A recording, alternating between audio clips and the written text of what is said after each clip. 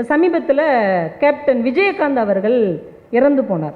அவர் இறந்து போன உடனே தமிழ்நாட்டிலிருந்து எல்லா மக்களும் உங்கள் தலைநகரை நோக்கி படையெடுத்து அவரை ஒரு முறையாவது பார்த்து விட முடியாதான்னு எல்லாரும் வந்தாங்க தானே. இப்போ விஜயகாந்த் அவர்கள் சினிமாவில் நடித்து 13 ஆண்டுகள் ஆயிடுச்சு.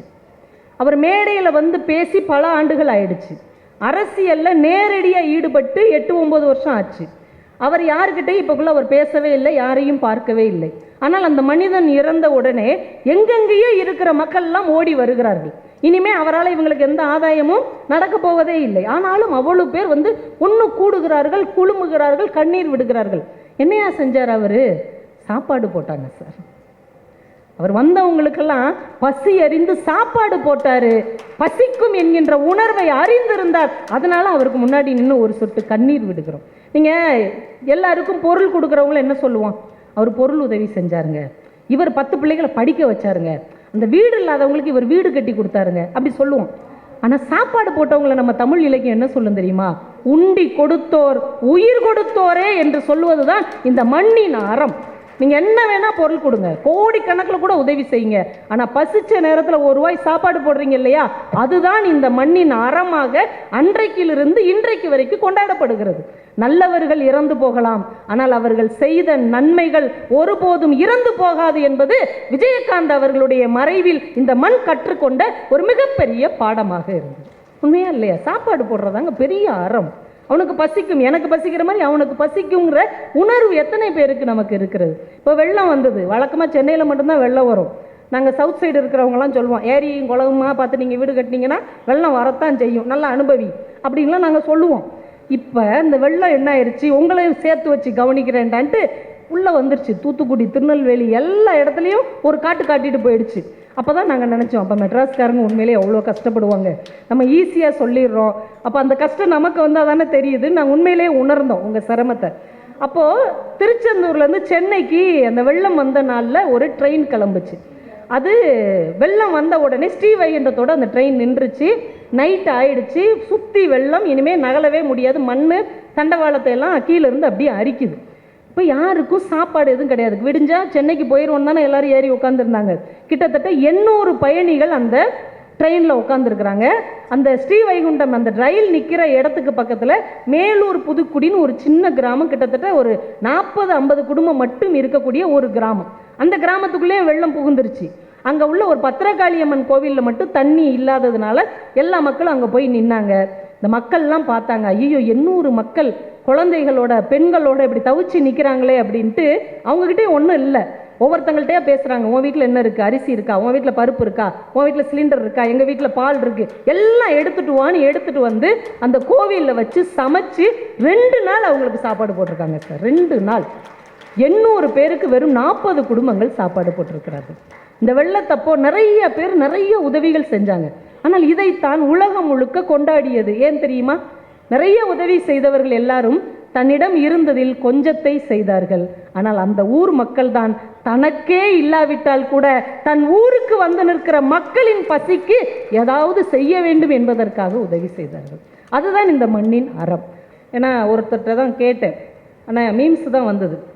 அதில் ஒருத்தர் சொல்கிறாரு, நீங்கள் எஃபி யூஸ் பண்ணுறீங்களா அப்படின்னு, நீங்கள் ஃபேஸ்புக் யூஸ் பண்ணுறீங்களா? அவர் சொல்கிறார், நான் எங்கம்மா ஃபேஸ்புக் யூஸ் பண்ணுறேன், அதுதான் என்னை யூஸ் பண்ணிக்கிட்டு இருக்கு அப்படின்றார். அந்தளவுக்கு இன்றைக்கி நம்ம நேரத்தை எல்லாம் இந்த வலைத்தளங்கள் அப்படியே சாப்பிட்டுட்டு இருக்குது. சும்மா அதில் போய் ஒரு போஸ்டிங் போட்டுட்டு வரலான்னு உள்ளே போனால் 1 மணி நேரம் கழித்து தான் வெளியில் வர்ற அளவுக்கு அது ஏதோ நம்மளை வந்து ஒரு அடிமைப்படுத்தி கொண்டு இருக்கிற இந்த நேரத்தில் நம்ம வெளியில் வந்து புத்தகங்களை கையில் எடுத்து பார்ப்பதற்கும் இப்படியே மாலை நேரத்தில் இப்படி உலா வருவதற்குமான ஒரு வாய்ப்பு பார்ப்பதற்கே மகிழ்ச்சியாக இருக்கிறது. ஏன்னா இன்றைக்கி எல்லாமே மீம்ஸ் பார்த்து தான் தெரிஞ்சுக்கிற அளவுக்கு காலம் மாறிடுச்சு. ஒரு 10-15 நாளைக்கு முன்னாடி புடவை தினம் அப்படின்னு ஒன்று வந்திருக்குது போல், அதே மீம்ஸ் பார்த்து தான் நம்ம தெரிஞ்சுக்கிறோம். அதில் ஒரு மீம்ஸ் ஒரு இளைஞன் போட்டு விட்டுருக்கிறாரு, பார்வதியும் பரமசிவனும் ஒரு புடவை கடைக்கு வர்றாங்க. பார்வதி புடவை செலக்ட் பண்ண போயிருக்கிறாங்க. சிவபெருமான் இப்படி கன்னத்தில் கை வச்சு உட்காந்துருக்கிறாரு. அதுக்கு கீழே ஒரு வாசகம் போட்டிருக்கிறாங்க, சிவனே ஆனாலும் மனைவி புடவை எடுக்க போனால் சிவனேன்னு தான் உட்காந்துருக்கணும். இன்னைக்கு எல்லாமே மீம்ஸ் மயமாக மாறிவிட்டது.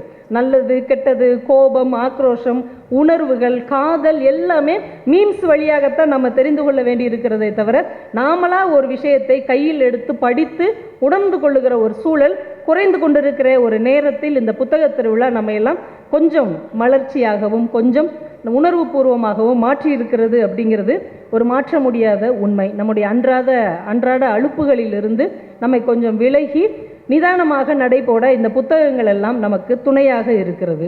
இந்த புத்தகம் என்ன செய்யும், இந்த இலக்கியம் என்ன செய்யும் அப்படிங்கிற கேள்விக்கு ஜெயகாந்தன் அவர்கள் ரொம்ப எளிமையாக ரொம்ப அழகான ஒரு வார்த்தை சொல்வார். இதயமே இல்லாத இந்த சமூகத்திற்கு இதயமாக இருப்பதுதான் இலக்கியம் என்று ஜெயகாந்தன் அவர்கள் பதிவு செய்தார். நீங்கள் புத்தகம், இந்த உணர்வு, இலக்கியம் இதெல்லாம் கழிச்சிட்டிங்கன்னு வைங்களேன், நமக்கும் மிருகங்களுக்கும் எந்த வித்தியாசமும் கிடையாது. அதுவும் சாப்பிடும், அது ஒரு வாழ்க்கை நடத்தும், இனப்பெருக்கம் செய்யும், அப்படியே போயிடும். அதே மாதிரி தான் மனித வாழ்க்கையும் ஆகி இருக்கும். ஆனால் தன்னுடைய 6வது அறிவு என்கின்ற பகுத்தறிவை பயன்படுத்தி அவனுடைய சிந்தனைகளை, உணர்வுகளை, உணர்ச்சிகளை, காதலை, கோபத்தை, அழுகையை, கண்ணீரை அவன் புத்தகமாக மாற்றி இலக்கியமாக, காப்பியமாக, நாவலாக மாற்றிய பின் தான் இந்த சமூகத்திற்கும் கொஞ்சம் இதயம் இருக்கிறது என்பதை உணர்வதற்கு ஒரு வாய்ப்பு கிடைத்திருக்கிறது என்று ஜெயகாந்தன் இந்த புத்தகத்தை பற்றி ரொம்ப அழகாக சொல்வார். போன வருஷம் 2023 எந்த வார்த்தை, the word of the world அப்படின்னு சொல்லுவாங்க இல்லையா, ஒரு வார்த்தையை ஒரு அகராதி வெளியிட்டது. ஒரு ஆங்கில வார்த்தை என்ன அப்படின்னா ஆத்தென்டிசிட்டி அப்படின்னு, நம்பகமானது, உண்மையானது, நம்பக்கூடியது அப்படிங்கிற வார்த்தை தான் 2023 உலகத்திற்கான ஒரு வார்த்தை. நீங்கள் என்ன சொன்னாலும் இதை நம்பலாமா, இது உண்மைதானா அப்படின்னு நம்ம டெஸ்ட் பண்ணி செக் பண்ணி தான் அதை செய்கிறோமா. ஒரு ஹோட்டலில் சாப்பாடு நல்லா இருக்குன்னு நம்ம சொந்தக்காரங்க சொல்கிறாங்கன்னு வைங்க, உடனே நம்ம போயிடுவோமா, உடனே அதை நம்ம உள்ள கூகுளில் போய் தேடி அதுக்கு என்ன ரேட்டிங் இருக்குது அப்படின்னு பார்த்துட்டு அங்கே போய் சாப்பிட்றோம். ஒரு ஹோட்டல் கொடைக்கானலுக்கோ ஊட்டிக்கோ ஒரு சுற்றுலாத்தலம் போகிறோம்னா அங்கே எங்கே தங்கலாம் அப்படிங்கிறதையும் ரேட்டிங் பார்த்து தான் நம்ம தேர்வு செய்கிறோம். அதே மாதிரி ஒரு ட்ரெஸ்ஸு வாங்குகிற கடையாக இருக்கட்டும், ஒரு பஸ்ஸில் ஒரு இரவு பயணம் செய்யணுன்னா கூட எந்த ட்ராவல்ஸில் போகலாம் அப்படிங்கிறத அவங்க என்ன ரேட்டிங் போட்டிருக்கிறாங்கங்கிறத பார்த்து அது நம்ப தகுந்தது தானா, உண்மையானது தானா, பாதுகாப்பானது தானா அப்படிங்கிறதெல்லாம் நம்ம செக் பண்ணிட்டு தான் அதை நம்ம தேர்வு செய்கிறோம். ஆனால் ஒரு விஷயத்தில் நம்ம உண்மையை பற்றி யோசிக்கிறதே கிடையாது. என்னது, நம்ம மொபைல் வாட்ஸ்அப்பில் வர்ற செய்தி இருக்கு இல்லையா, ஒரு செய்தி, ஒரு கருத்து, ஏதோ ஒரு தகவல் நம்ம வாட்ஸ்அப்பில் வந்து விழுது, அதை யாராவது உண்மைதானா, இது நம்ப தகுந்ததா, இதில் எந்த அளவுக்கு உண்மை இருக்கிறது, போலித்தனம் இருக்கிறது அப்படின்னு யோசிக்கிறதே கிடையாது. இந்த வடிவேலு காமெடியில் வர்ற மாதிரி படித்தவுடன் கிழித்து விடவும்னு சொன்ன மாதிரி கிடைத்தவுடன் பகிர்ந்து விடவும் அப்படின்னு படக்குன்னு இருக்கிற 10-12 குரூப்புக்கும் ஃபார்வர்ட் பண்ணி தான் அடுத்த வேலையே செய்கிறோம். ஆனால் நம்ம அனுப்புறதில்ல 90% செய்திகள் ஃபேக் நியூஸ் தான். டக்குன்னு போடுவாங்க, அந்த இடத்துல ஆக்சிடென்ட் நடந்திருக்கு, உடனே எல்லாரும் கிளம்பி போங்க அப்படின்னு. நம்ம அங்கே யார்கிட்டயாவது ஃபோன் பண்ணி கேட்டோம்னா அப்படி ஒரு சம்பவமே நடந்திருக்காது. யாரோ ஒருத்தவங்க ஃபோட்டோவை போட்டு இவங்க காணாமல் போயிட்டாங்க, உடனே கண்டுபிடிச்சி கொடுங்க அப்படின்னு போடுவாங்க. ஆனால் அப்போ பார்த்தா அவருக்கு இவங்களுக்கும் ஆகாமல் இருக்கும். தனக்கு யாரை பிடிக்கலையோ அவங்க ஃபோட்டோவை போட்டு இவங்க காணாமல் தொலைஞ்சு போயிட்டாங்க அப்படின்னு போட்டுறது. இந்த மாதிரி தனி மனிதர்களுடைய விருப்பு வெறுப்புகளை எல்லாம் பொதுமக்களுடைய வாழ்க்கையின் அங்கங்களாக சில பேர் திணித்து கொண்டே இருக்கிறார்கள். அதில் உள்ள உண்மைத்தன்மையை நம்ம புரிந்து கொள்ளாமல் எல்லாருக்கும் பகிர்ந்து கொண்டே இருக்கிறோம்.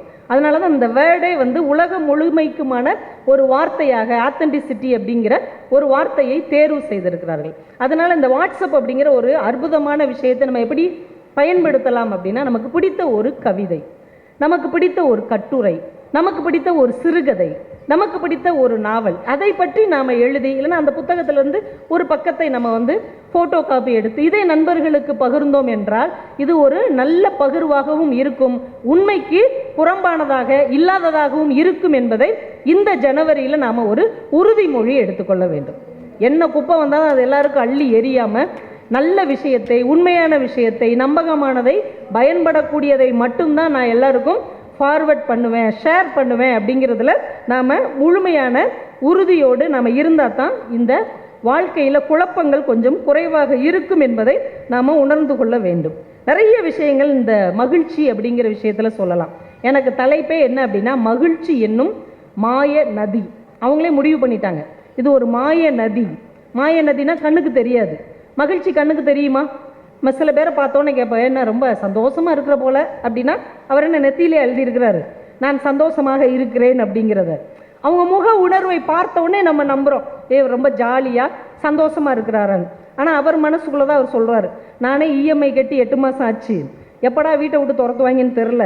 ஆனால் வெளியில் முகத்தை எல்லாம் சிரிச்ச மாணிக்க வச்சுருக்கிறோம். அந்த அளவுக்கு வெளி தோற்றத்தில் நாம் நடிப்பதற்கு பழகி கொண்டிருக்கிறோம். உள்ளே எவ்வளோ சிரமங்கள் இருந்தாலும் கஷ்டம் இருந்தாலும் அடுத்தவனுக்கு முன்னாடி அதை நம்ம காட்டிடக்கூடாது அப்படிங்கிறதுல இன்றைக்கி ஒரு தெளிவான மனநிலையில் இருக்கிற மாதிரி இருக்கிறோம். ஆனால் உண்மையிலே இந்த மகிழ்ச்சி அப்படிங்கிறது எங்கே இருக்குது?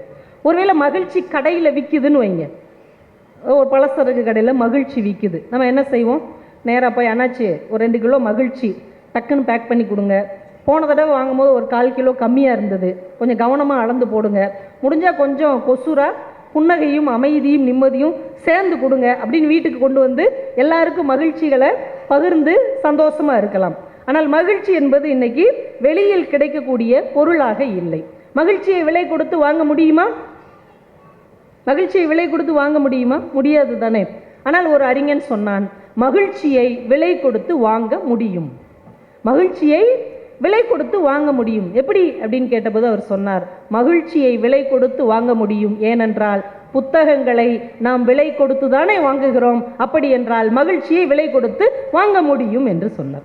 நீங்கள் உண்மையான ஆத்ம தரிசனத்தை, உண்மையான மகிழ்ச்சியை, உள் அன்பை விலை கொடுத்து வாங்க முடியும் என்று நம்பினால் இங்கே தான் இருக்கிற புத்தகங்களில் உங்களுக்கான மகிழ்ச்சியை நீங்கள் விலை கொடுத்து வாங்க முடியும். வாங்கின புத்தகத்தை கொஞ்சமாவது படித்து பார்க்கணும்.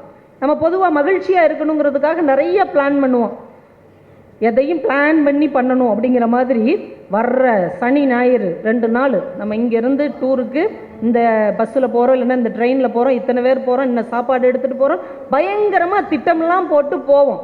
ஆனால் எவ்வளவு திட்டம் போட்டோமோ அதுக்கு அப்படியே எதிர்மாறா போன 4 பேரை சண்டை போட்டு அடித்து சச்சரவோட மூஞ்சை தூக்கி வச்சுட்டு தான் திரும்பி வருவோம். இனிமேல் இந்த குடும்பம்லாம் சேர்ந்து டூருன்னு ஒன்று போகவே கூடாதுடா அப்படின்னு தலைமொழிகிட்டு வர்ற மாதிரி ஆயிடும். உண்மையா இல்லையா? எல்லார் வீட்லையும் எடுத்துக்கோங்க. ஒரு நண்பர்களோடு சேர்ந்து கிளம்பலாம், குடும்பத்தோடு சேர்ந்து கிளம்பலாம், இல்லை பள்ளிக்கூடம் கல்லூரிகளில் திட்டமிட்டு நம்ம மகிழ்ச்சியாக இருக்கணும்னு செய்கிற எல்லா முயற்சியும் பெரும்பாலும் தோல்வியில் தான் முடிவடைந்திருக்கிறது. ஆனால் சில நாள் பாருங்கள், நம்ம எந்த திட்டமும் இட்டிருக்க மாட்டோம், சும்மா காலையில் கேஷுவலாக எந்திப்போம். அந்த காலையே அவ்வளவு ரம்மியமாக இருக்கும், அந்த அதிகாலை சூரியன் அவ்வளவு அழகாக இருக்கும். அன்னைக்கு காற்று ரொம்ப மனசுக்கு பிடிச்ச மாதிரி இருக்கும். அன்னைக்கு நமக்கு பிடித்தமான மனிதர்கள் எல்லாம் சந்தித்திருப்போம், ஒரு நல்ல புத்தகத்தை படித்திருப்போம். அன்னைக்கு இரவு தூங்கும் போது உண்மையிலே ரொம்ப சந்தோஷமாக மகிழ்ச்சியாக இருக்கும். அப்போ மகிழ்ச்சி என்பது திட்டமிட்டு வரப்போவது இல்லை, அது இயல்பான வாழ்க்கையில் இருக்கிறது என்பதை என்றைக்கு கண்டுகொள்கிறோமோ அன்றைக்கு மகிழ்ச்சி என்கின்ற மாயநதி நம் மனசிலிருந்து பாயத் தொடங்குகிறது என்பதை நாம் புரிந்து கொள்ள வேண்டும்.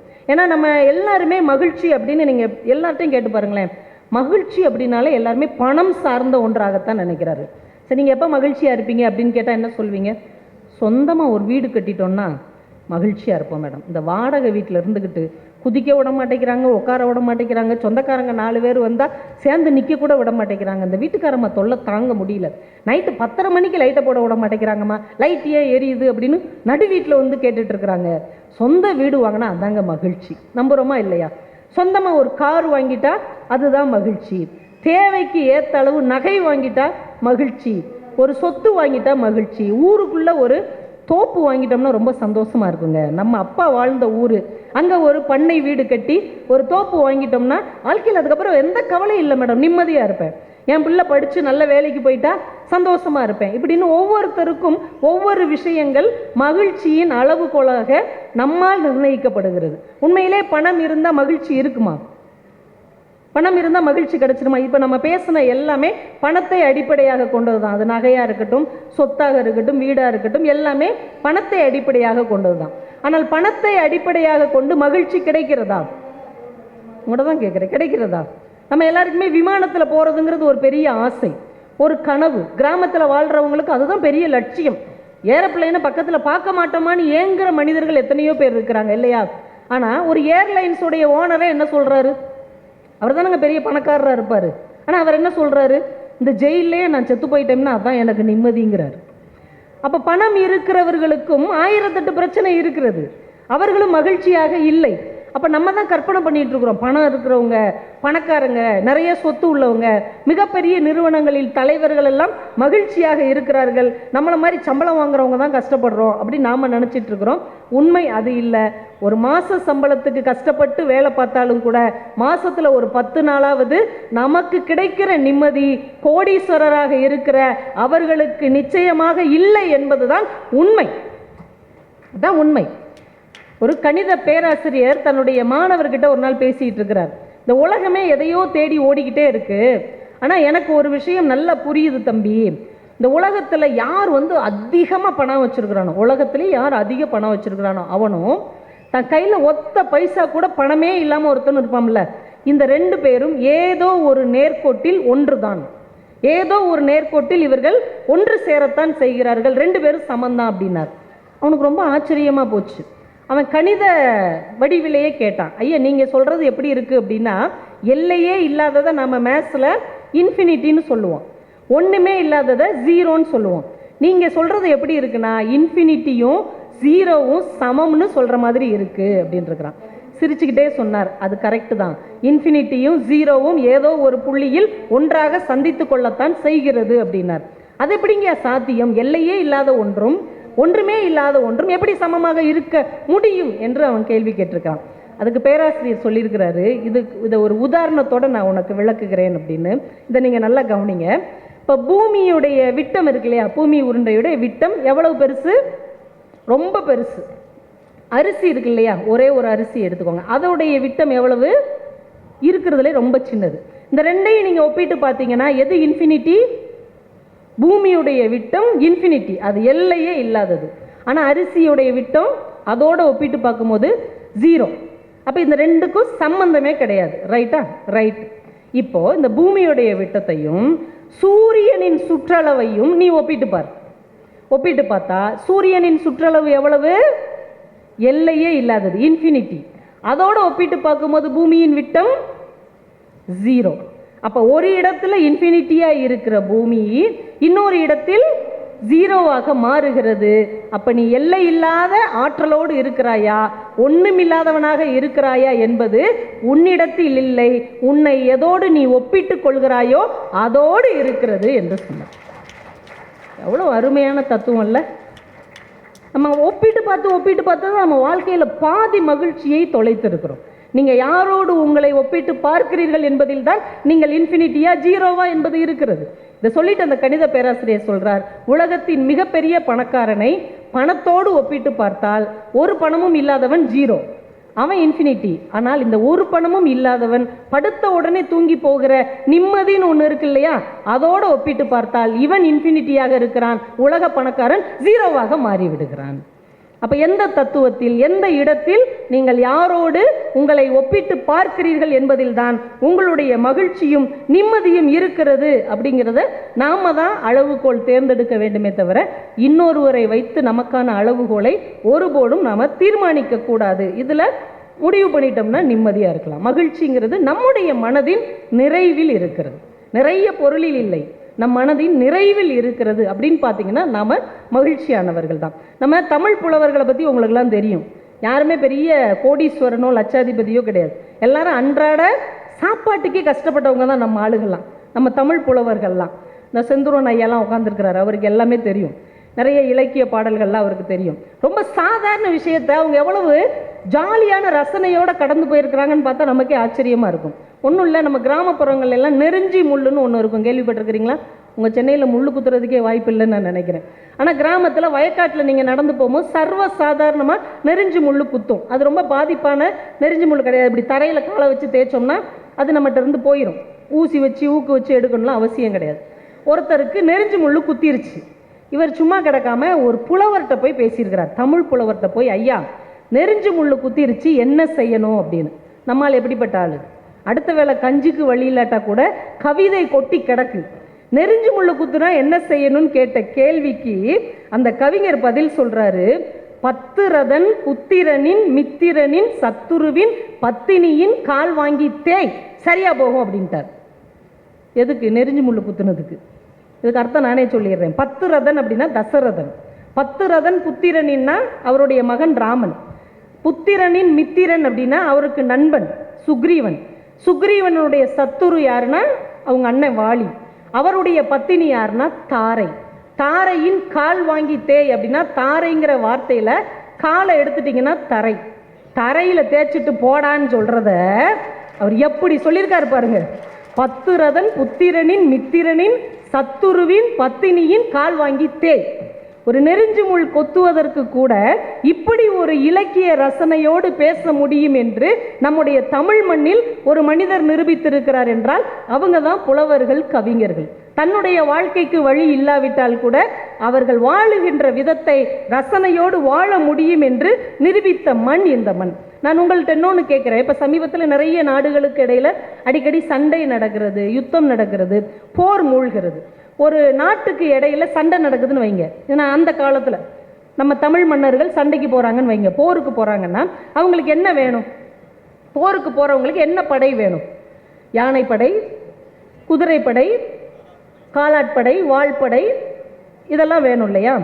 ஒரு புறப்பாட்டு சொல்லுகிறது, இத்தனை படை இருந்தாலும் ஒரு நாட்டின் மேல் யுத்தம் செய்து போகிற ஒரு அரசனுக்கு என்ன வேண்டும் தெரியுமா? அறம் வேண்டும். எவ்வளோ பெரிய சிந்தனை நீங்கள் யோசிச்சு பாருங்க. அறநெறி முதற்றே அரசின் கொற்றம். அவன் சண்டை போட்டு ஒரு நாட்டுக்கு போறான்னா அவன் பக்கம் நியாயம் இருக்க வேண்டும், அவன் பக்கம் தர்மம் இருக்க வேண்டும். என்கிட்ட படைபலம் இருக்கிறது, பணபலம் இருக்கிறது என்பதற்காக எளிய ஒருவனின் மேல் நான் போர் செய்து விட்டு போய்விடக்கூடாது. என் பக்கம் தர்மமும் நியாயமும் அறமும் இருந்தால் மட்டும்தான் போர் செய்ய வேண்டும் என்று கற்றுக் கொடுத்த மண் நம்முடைய தமிழ் மண் என்பதை நாம் மறந்துவிடக்கூடாது. அப்படி ஒரு போரில் கூட அறத்தை கையாண்ட ஒரு மனிதர்கள் நம்முடைய தமிழ் மண்ணின் மனிதர்கள். இன்னும் கூட உங்கள்கிட்ட சொல்றேன், கடையேழு வள்ளல்கள் நீங்க எல்லாருமே கேள்விப்பட்டிருக்கீங்களா? கடையேழு வள்ளல்கள்னா பெட்டிக்கடை வச்சு பழச்சவங்க கிடையாது. கடைசியா இவங்க 7 பேர் தான் எல்லாருக்கும் உதவி செஞ்சவங்க. கடையேழு வள்ளல்கள், கடைச்சங்க காலத்துல இருந்தவங்க. அவங்கெல்லாம் யார் யாரு அப்படின்னா பாரி, காரி, ஓரி, ஆய் அண்டிரன், அதியமான், நள்ளி, பேகன். இந்த 7 பேர் தான் கடையேழு வள்ளல்கள். இவங்க என்ன செஞ்சாங்க அப்படின்னா, சில பேர் உங்களுக்கே தெரியும். பாரி என்ன பண்ணாரு? முல்லைக்கு தேர் கொடுத்தாரு. காரி என்ன பண்ணாருன்னா, அவரை தேடி வர்ற புலவர்கள், பாட்டு பாடுறவங்க, இறந்து வர்றவங்க எல்லாருக்குமே குதிரைகள் கொடுப்பார். பொருள் கொடுத்து குதிரையில் ஏறி ஜம்முன்னு பொன்னி நதி பார்க்கணுமேன்னு பாடிக்கிட்டே போயா அப்படின்னு சொல்லி குதிரைகள் கொடுத்துருக்கிறாரு. அவருக்கு பேர் காரி. ஓரின்னு ஒருத்தர் இருக்கிறார், அவர் எல்லாருக்கும் மேலே. அவரை தேடி யாராவது வந்தால் நாடுகளையே கொடுத்துருவார். நீ வா, உனக்கு பிரான்ஸ் நாடை நீ எடுத்துக்கோ, நீ ஜெர்மனி எடுத்துக்கோ, லண்டன் உனக்கு தாண்டா அப்படின்னு எல்லா நாடுகளையும் வாரி வாரி ஒருத்தர் கொடுத்துட்றாரு. அவருக்கு பேர் ஓரி. ஆய் அண்டிரன் ஒருத்தர் இருக்கிறார். அவர் எங்கள் குற்றாலத்துக்கு பக்கத்தில் ஒரு சிற்றரசர். அவர் என்ன பண்ணுவாராம்? ஊர்கள் கொடுத்துருவாராம். உனக்கு செங்கல்பட்டு, உனக்கு மதுரை, உனக்கு திருச்சி, உனக்கு ராஜபாளையம் அப்படின்னு ஊர்கள்லாம் கொடுப்பாராம். ஆளுக்கு ஒரு ஊரை பரிசா கொடுப்பாரு. அவர் ஆய் அண்டிரன். இன்னொருத்தர் யாரு அப்படின்னா அதியமான். உங்களுக்கே தெரியும். அவர் என்ன பண்ணாரு? ஔவை பாட்டிக்கு உயிரை நீட்டித்து தருகிற நெல்லிக்கனியை கொடுத்தார். அவர் தான் அதியமான். இன்னொருத்தர் நள்ளி. இந்த நள்ளி என்ன பண்ணுவாராம்? அவரை தேடி பொருள் தேடி போனாங்கன்னா இன்னொருத்தரை தேடி போக முடியாத அளவுக்கு அவர் ஆயுள் முழுக்க எவ்வளோ வேணுமோ அவ்வளோ கொடுத்துருவார். லைஃப் டைம் செட்டில்மெண்ட்டுன்னு சொல்லுவாங்கல்ல, உனக்கு லைஃப் டைம் செட்டில்மெண்ட் போடா, இனிமேல் யாருங்கிட்டையுமே நீ கை கட்டி நிற்கக்கூடாதுன்னு மொத்தமாக கொடுத்துருவாரு. அவர் தான் நள்ளி. பேகன் என்ன செஞ்சாருன்னு உங்களுக்கே தெரியும். என்ன செஞ்சாரு? மயிலுக்கு போர்வை கொடுத்தார். இப்போ இந்த 7 பேருமே சிறந்தவர்களா இல்லையா? 7 பேருமே சிறந்தவர்கள் தானே, மிகச்சிறந்தவர்கள் தானே. ஆனால் நம்ம புறப்பாட்டு என்ன சொல்லுகிறது, நம்முடைய இலக்கியம் என்ன சொல்லுகிறது, நம்முடைய தமிழ் அறம் என்ன சொல்லுகிறதுனா 7 பேருமே சிறந்தவர்கள் தான். ஆனால் 7 பேரில் 2 பேர் தான் ரொம்ப சிறந்தவர்கள். யார் அந்த 2 பேர்னு சொல்லலாமா? இந்த 7 பேரில் 2 பேர் தான் ரொம்ப சிறந்தவங்க. ஒருத்தர் பாரி, இன்னொருத்தர் பேகன். ஏன் தெரியுமா? மற்ற 5 மன்னர்களும் அவங்க கிட்ட எனக்கு இது தேவைன்னு கேட்ட மனிதர்களுக்கு வாரி வழங்கினார்கள். இந்த 2 பேர் தான் எனக்கு இது தேவைன்னு கேட்க தெரியாத ஒரு வாயில்லாத ஜீவனுக்கு தேவை அறிந்து வழங்கினார்கள். ஒரு வள்ளல் தன்மையில் கூட யாரு பெருசு யாரு சிறுசு என்பதை நம்முடைய இலக்கியம் எவ்வளவு அழகாக சிந்தித்து வைத்திருக்கிறது என்றால் இதுதான் தமிழ் மண்ணின் அறமாக இருக்கிறது. ஒரு ஜென் துறவி ஒருத்தர் ஜப்பான்ல இருந்திருக்கிறார். இன்னும் கொஞ்ச நேரத்தில் முடிச்சிடறேன். அவருக்கு பேரு டெட்சாகன் அப்படின்னு பேர். அவர் ஜப்பான்ல இருக்கிற ஒரு ஜென் துறவி.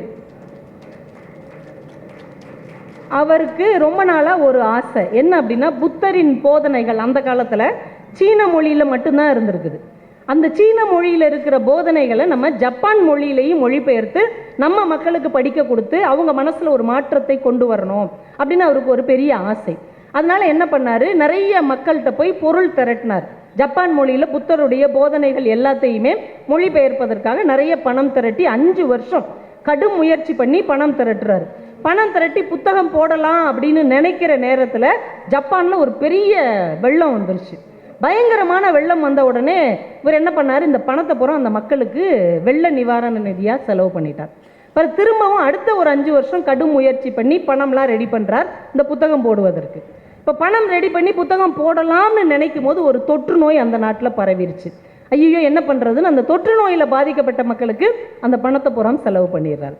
அதற்கடுத்து கடுமையாக போராடி அடுத்த 5 வருஷத்தில் பணம் திரட்டி புத்தரின் போதனைகளை ஜப்பான் மொழியில் அவர் புத்தகமாக வெளியிடுகிறார். இந்த புத்தகத்தை வாங்கி படித்த அந்த நாட்டின் மக்கள் சொல்லுகிறார்கள், இந்த ஜென் துறவி இந்த புத்தரின் போதனைகளை 3 முறை வெளியிட்டார். 3 முறை வெளியிட்டார். முதல் 2 முறையும் அந்த புத்தகம் கண்ணுக்கு தெரியாமல் இருந்தது. 3வது முறை வெளியிட்ட புத்தகம் தான் கண்ணுக்கு தெரிந்ததாக இருந்தது. ஆனால் கண்ணுக்கு தெரிந்த புத்தகத்தை விட முதல் 2 முறை வெளியிட்டார் இல்லையா கண்ணுக்கு தெரியாமல், அதுதான் சிறந்த புத்தகம் என்று அந்த மக்கள் பதிவு செய்தார்கள். அப்போ என்ன அர்த்தம், புத்தரின் போதனைகளை புத்தகமாக போடுவதை விட அதை எவன் ஒருவன் செயல்படுத்துகிறானோ அதுதான் சிறந்த இலக்கியம் என்று அந்த மக்கள் பதிவு செய்கிறார்கள். நீங்கள் இங்கே புத்தகம் வாங்குறீங்க, வாசிக்கிறீங்க, உங்கள் பேரை எழுதுறீங்க, இன்னைக்கு தேதி எழுதுறீங்க, சென்னை புத்தக கண்காட்சின்னு ஃபேஸ்புக்கில் ஒரு ஃபோட்டோவை போட்டுட்டு போயிடுறீங்க. போன வருஷம் வாங்கின புக்கு இப்போ எங்கே இருக்குது? அதுக்கு முந்தின வருஷம் போட்ட புக்கு எங்கே இருக்குது? அதுக்கு முன்னாடி உள்ள புத்தகம், இந்த வருஷம் வாங்கின புத்தகம் எல்லாம் பத்திரமா அலமாரியில் இருக்குது. இல்லைன்னா சிறை கோட்டத்துக்கு அதை கொடுத்துட்டு நம்ம ஏன் அதை படிக்கணும், அங்கே கைதிகள்லாம் சும்மா தானே இருக்கிறாங்க, அவங்க படிக்கட்டுன்னு கொடுத்துட்டு நம்ம வடுக்கு ஜாலியாக கை வீசிட்டு வந்துடுறோம். உண்மைதானே? வாங்கின புத்தகத்தை படிக்காமல் இருப்பது தான் ஒரு படைப்பாளிக்கு செய்கிற மிகப்பெரிய துரோகம் என்று ஒரு அறிஞர் எழுதினார். புத்தகத்தை வாங்கிறது பெருசில்லை, அது என்ன நமக்கு கற்றுக் கொடுக்கிறது என்பதை நாம் முதலில் உணர வேண்டும், அதை மற்றவர்களுக்கு பகிர வேண்டும். அதுதான் உண்மையான அறமாக இருக்க முடியும். நீங்கள் ஒரு விஷயம் யோசிங்க, சமீபத்தில் கேப்டன் விஜயகாந்த் அவர்கள் இறந்து போனார். அவர் இறந்து போன உடனே தமிழ்நாட்டிலிருந்து எல்லா மக்களும் உங்கள் தலைநகரை நோக்கி படையெடுத்து அவரை ஒரு முறையாவது பார்த்து விட முடியாதான்னு எல்லாரும் வந்தாங்க தானே. இப்போ விஜயகாந்த் அவர்கள் சினிமாவில் நடித்து 13 ஆண்டுகள் ஆயிடுச்சு. அவர் மேடையில் வந்து பேசி பல ஆண்டுகள் ஆயிடுச்சு. அரசியலில் நேரடியாக ஈடுபட்டு 8-9 வருஷம் ஆச்சு. அவர் யாருக்கிட்டையும் இப்போக்குள்ள அவர் பேசவே இல்லை, யாரையும் பார்க்கவே இல்லை. ஆனால் அந்த மனிதன் இறந்த உடனே எங்கெங்கேயோ இருக்கிற மக்கள்லாம் ஓடி வருகிறார்கள். இனிமே அவரால் இவங்களுக்கு எந்த ஆதாயமும் நடக்க போவதே இல்லை. ஆனாலும் அவ்வளவு பேர் வந்து ஒன்று கூடுகிறார்கள், குழுமுகிறார்கள், கண்ணீர் விடுகிறார்கள். என்னையா செஞ்சார் அவர்? சாப்பாடு போட்டாங்க சார். அவர் வந்தவங்களுக்கெல்லாம் பசி அறிந்து சாப்பாடு போட்டாரு. பசிக்கும் என்கின்ற உணர்வை அறிந்திருந்தார். அதனால அவருக்கு முன்னாடி நின்று ஒரு சொட்டு கண்ணீர் விடுகிறோம். நீங்கள் எல்லாருக்கும் பொருள் கொடுக்குறவங்கள என்ன சொல்லுவோம்? அவர் பொருள் உதவி செஞ்சாருங்க, இவர் 10 பிள்ளைகளை படிக்க வச்சாருங்க, அந்த வீடு இல்லாதவங்களுக்கு இவர் வீடு கட்டி கொடுத்தாருங்க, அப்படி சொல்லுவோம். ஆனால் சாப்பாடு போட்டவங்களை நம்ம தமிழ் இலக்கியம் என்ன சொல்லும் தெரியுமா? உண்டி கொடுத்தோர் உயிர் கொடுத்தோரே என்று சொல்லுவது தான் இந்த மண்ணின் அறம். நீங்கள் என்ன வேணால் பொருள் கொடுங்க, கோடிக்கணக்கில் கூட உதவி செய்யுங்க, ஆனால் பசிச்ச நேரத்தில் ஒரு ரூபாய் சாப்பாடு போடுறீங்க இல்லையா, அதுதான் இந்த மண்ணின் அறமாக அன்றைக்கிலிருந்து இன்றைக்கு வரைக்கும் கொண்டாடப்படுகிறது.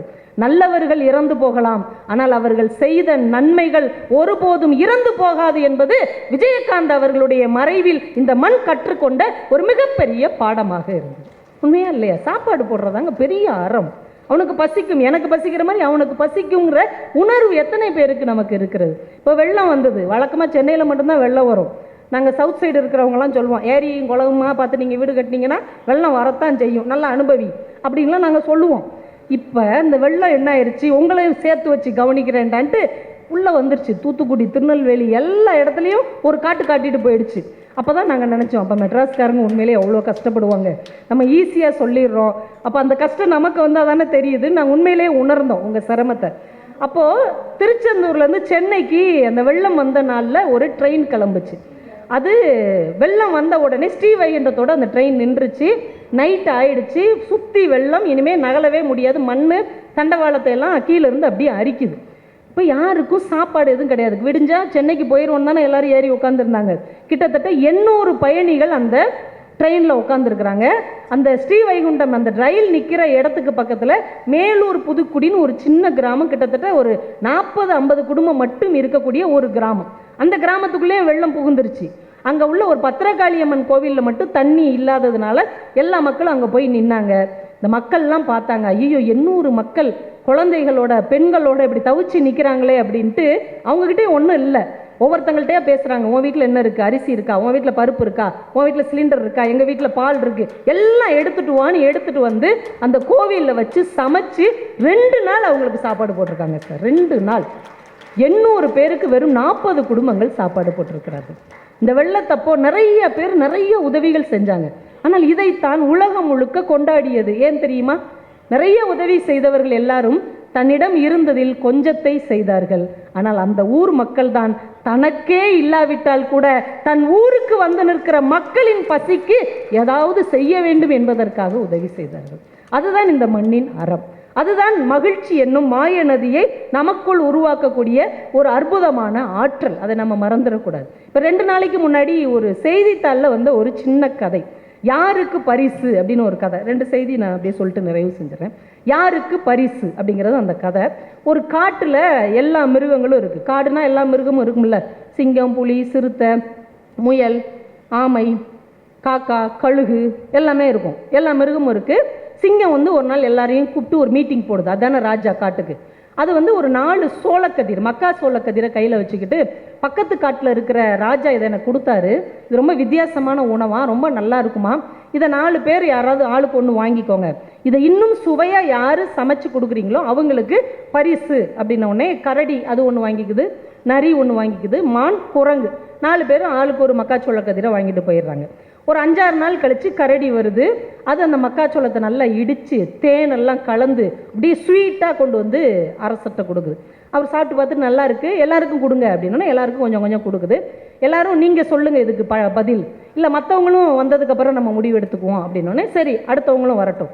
அடுத்து ஒரு 5-6 நாள் கழித்து நரி வருது. நரி என்ன பண்ணுது, பெப்பர்லாம் போட்டு உப்பெல்லாம் போட்டு அதை நல்லா புளிப்பு சுவை ஆக்கி நல்லா ஊற வச்சு அந்த மக்காச்சோளத்தை கொண்டு வந்து கொடுத்து எல்லாருக்கும் ஷேர் பண்ணுது. எல்லாம் சாப்பிட்டு பார்த்துட்டு இதுவும் ஒரு வித்தியாசமான டேஸ்ட்டாக தான் இருக்குது, மற்ற 2 பேரும் வந்துக்கிறட்டுமே அப்புறம் நம்ம முடிவு எடுப்போம். அதுக்கடுத்து ஒரு 4-5 நாள் கழித்து குரங்கு வருது.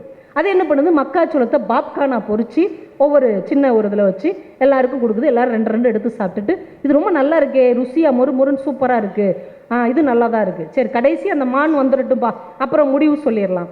அப்புறம் 1 வாரம் மான் வரவே இல்லை. ஒருவேளை இதுவே தின்னு ஓடிச்சோ அப்படின்னு எல்லாம் சந்தேகப்பட்டுட்டு இருக்கும்போது மான் மெதுவாக ஒரு நாள் வருது, கையில் ஒன்றுமே கொண்டு வரல. என்னப்பா நீ ஒன்றுமே கொண்டு வரல, எல்லாரும் எனக்காக கொஞ்சம் என் கூட வாங்கலேன் ப்ளீஸ், ஒரு 5 மினிட்ஸ் என் கூட வாங்க. உடனே எல்லாரும் அந்த மான் பின்னாடி போகிறாங்க. ஒரு பெரிய இடத்த அது காமிக்குது. அது அந்த மக்காச்சோளத்தின் விதைகளை எடுத்து எல்லா இடத்துலையும் நட்டு வச்சிருக்குது. சின்னதாக துளிர் விட்டு இருக்குது அந்த இடத்துல மக்காச்சோள செடி. இப்போ அந்த மான் சொன்னது, நீங்கள் கொடுத்தது ஒரே ஒரு சோளக்கதிர், இதை நான் சுவைப்பட ஏதாவது செஞ்சுருந்தேன்னா அது உடனே தீர்ந்து போயிடும், ஆனால் இது ஒரு அபூர்வமானதுன்னு நீங்கள் சொன்னீங்க, இது எல்லா மக்களுக்கும் கிடைக்கணுங்கிறதுக்காக இந்த விதைகளை எல்லாம் எடுத்து நான் நட்டு இருக்கிறேன், இன்னும் 1 மாதத்தில் இதிலிருந்து விளைச்சல் வரும், எல்லாரும் சாப்பிட்லாம். இப்போ சுற்றி இருந்த மற்ற மிருகங்கள் சொன்னாங்க, மற்ற மிருகங்களும் சுவைப்பட அந்த உணவை கொண்டு வந்தார்கள், ஆனால் அது எல்லாருடைய பசிக்கும் காங்கலை, ருசிக்கு தான் காங்குச்சு.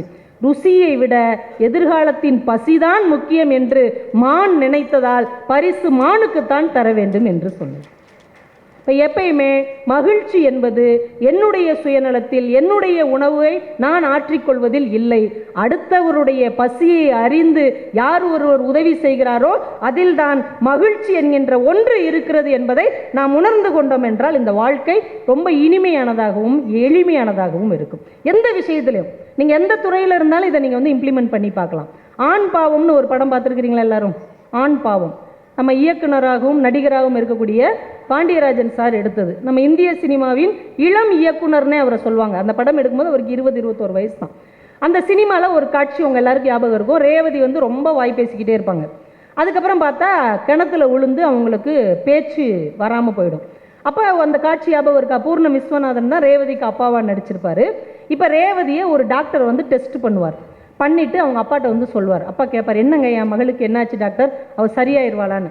மன்னிக்கணும், இனிமேல் உங்கள் மகளால் பேச முடியாது, அவங்களுக்கு பயங்கரமான அடிபட்டிருக்கு, இனிமேல் அவங்க வாழ்நாளில் பேசவே முடியாது, பேச்சு திறனை இழந்து விட்டார்கள் அப்படின்னு ஒரு டாக்டர் சொல்வார். அந்த ஒரு சீன் தான் அந்த டாக்டர் வருவார். உங்களுக்கு ஞாபகம் இருக்கா? ஞாபகம் இல்லைன்னா யூடியூப்பில் போய் பாருங்கள். அந்த டாக்டர் தான் உண்மையிலேயே பேச்சுத்திறன் இல்லாதவர். அவர் ரேவதிக்கு சைகை பயிற்சி கொடுப்பதற்காக வந்த பேச்சுத்திறன் இல்லாத பேங்க்கில் வேலை பார்க்குற ஒரு மனிதர். அவரை பாண்டியராஜன்கிட்ட கூட்டு வந்திருக்கிறாங்க. இந்த சைகையில் பேசுகிறதுக்கு இவர் சொல்லித் தருவார். ஏன்னா இவர் பிறவியிலேயே பேச்சுத்திறன் இல்லாதவர். உடனே பாண்டியராஜன் பார்த்துருக்கிறார், அவ்வளவு அழகாக சைகை பயிற்சி கொடுக்குறார். இப்போ பாண்டியராஜன் யோசிக்கிறார், இவர் வாழ்க்கையை நம்மளால் மாற்றி அமைக்க முடியாது, ஆனால் நம்மக்கிட்ட கலை என்கின்ற ஒரு திறமை இருக்கிறது. ஒரு சீனில் அவரை நடிக்க வச்சு அவருக்கு பின்னணி குரல் கொடுத்து அவரை பேசக்கூடிய ஒருவராக இந்த மக்களுக்கு நாம் அறிமுகப்படுத்த வேண்டும் என்று அந்த ஒரு காட்சியில் அவரை பேச வச்சார். அந்த காட்சியை பார்த்துட்டு அவங்க அம்மா அப்பா அப்படி கதறி கதறி அழுதாங்களா, என் பையன் பேசுகிறான், என் பையன் டாக்டராக நடிச்சிருக்கிறான், உன் மக பேச மாட்டாங்கிறத, பேச தெரியாத பேச முடியாத என் பிள்ளை பேசுகிறது அப்படின்னு அவங்க கண் கலங்கி பார்த்தார்களாம். நீங்கள் எந்த துறையில் இருந்தாலும் அந்த துறையில் இருந்து கொண்டு ஒருவருக்கு உதவக்கூடிய வாய்ப்பு இருக்கிறது. அதுதான் உண்மையான மகிழ்ச்சியை நமக்குள் ஏற்படுத்தும் என்று நம்பினீர்கள் என்றால் இந்த வாழ்க்கை மிக மகிழ்ச்சியான ஒன்றாகத்தான் இருக்கும். நிறைவாக ஒன்று, ஸ்டீஃபன் ஹாக்கிங் அப்படின்னு ஒருத்தரை பற்றி கேள்விப்பட்டிருப்பீங்க. அவருக்கு சின்ன வயசுலேயே உடலில் ஒவ்வொரு பாகமும் உறுப்பும் அப்படியே செயலிழந்து போயிட்டே இருக்குது. இவர் 20 வயசுக்கு மேலே இருக்க மாட்டார், 25 வயசுக்கு மேலே இருக்க மாட்டார்னு எல்லா டாக்டரும் ஜோசியம் சொன்னாங்க. எல்லாத்தையும் கடந்து அவர் 60 வயசெல்லாம் தாண்டி தான் இருந்தார். அவருக்கு 63 வயசு ஆகும்போது அவருடைய 2005 அவருக்கு 63 வயசு. ஒரு தொலைக்காட்சி நிகழ்ச்சியில் அவரை ஒரு பேட்டி எடுக்கிறதுக்காக வீல் சேரில் கொண்டு வந்து உட்கார வச்சுருக்கிறாங்க. அவருக்கு முகம், கழுத்து, கை, கால் எதுவுமே செயல்படாது, வலது கண் மட்டும்தான் செயல்படும். இப்படி ஒரு நிலைமையை நீங்கள் நமக்கு யோசிச்சு பாருங்களேன், நம்ம என்ன ஆகிருப்போம்? வலது கண் மட்டும்தான் செயல்படும். இந்த கண் இமைக்கிறார் இல்லையா, அந்த இமைப்பதை வச்சு தான் ஒவ்வொரு எழுத்தையாக சுட்டி காட்டி அதை ஒரு பாடமாக மாற்றி அதை புத்தகமாக மாற்றி உலக புகழ் பெற்றவர் ஸ்டீஃபன் ஹாக்கிங். இப்போ அவர்கிட்ட பேட்டி எடுக்கிறாங்க. இப்போ உங்கள் வாழ்க்கை எப்படி இருக்கிறது? அவர் அந்த வலது கண்ணை அசைச்சு அசைச்சு ஒவ்வொரு எழுத்தாக தேர்வு செஞ்சு பதில் சொல்லுகிறார். உங்கள் வாழ்க்கை எப்படி இருக்கிறது? அவர் சொல்கிறார், முன்னை விட மிகவும் சந்தோஷமாக இருக்கிறது. பேட்டி எடுத்தவங்க அதிர்ச்சி ஆயிட்டாங்க. இந்த சூழலிலும் உங்களால் எப்படி இப்படி ஒரு பதிலை சொல்ல முடிகிறது? அதுக்கு அவர் சொன்ன பதில் தான் இந்த தலைப்புக்கான விடை. இப்படிப்பட்ட சூழ்நிலையிலும் எப்படி உங்களால் சந்தோஷமாக இருக்க முடிகிறது? அவர் சொன்னார், நீங்கள் எதை இழந்திருக்கிறீர்கள் என்பதில் இல்லை உங்கள் மகிழ்ச்சி, இன்னும் உங்களிடம் எது மிச்சம் இருக்கிறதோ அதில் தான் உங்கள் மகிழ்ச்சி இருக்கிறது. இன்னும் இந்த ஒரு அசைவு இருக்குல்ல, இதை வச்சு நான் ஜெயிப்பேன்ல, அந்த நம்பிக்கையும் என்னிடம் இதுவாவது இருக்கிறதே, இது எஞ்சி இருக்கிறதே என்கின்ற அந்த உணர்வும் தான் ஒரு மனிதனை மகிழ்ச்சியின் எல்லைக்கு கொண்டு செல்ல முடியும் என்பதால் உங்களிடம் என்ன இல்லையோ அது அல்ல உங்கள் மகிழ்ச்சி, உங்களிடம் என்ன இருக்கிறதோ அதுதான் உங்கள் மகிழ்ச்சி என்பதை என்றைக்கு நீங்கள் உணர்ந்து கொள்ளுகிறீர்களோ அன்றைக்கு மகிழ்ச்சி என்னும் மாய நதி உங்கள் உள்ளத்தில் உற்பத்தியாகி உங்கள் உதட்டில் புன்னகையாகி இந்த மானுட சமூகம் வெல்லுவதற்கான ஒரு மிகப்பெரிய ஆன்ம குரலாக, அன்பு குரலாக ஒலிக்கும் என்று சொல்லி அதற்கான வாய்ப்பு இங்கே குவிந்து கிடக்கிற புத்தகங்களில் ஒளிந்திருக்கிறது. மகிழ்ச்சியின் சாவி, அதை தேடி கண்டடையுங்கள். மகிழ்ச்சி என்னும் மாயநதி உங்கள் மனம் முழுக்க பரவட்டும், பொங்கி பிரவாகமாக பெருக்கெடுத்து ஓடட்டும் என்று சொல்லி இவ்வளவு அமைதியாக இந்த பேச்சை கேட்டு ரசித்த உங்கள் அத்துணை பேருக்கும் என்னுடைய அன்பையும் நன்றியையும் வணக்கங்களையும் தெரிவித்து விடைபெறுகிறேன். நன்றி, வணக்கம்.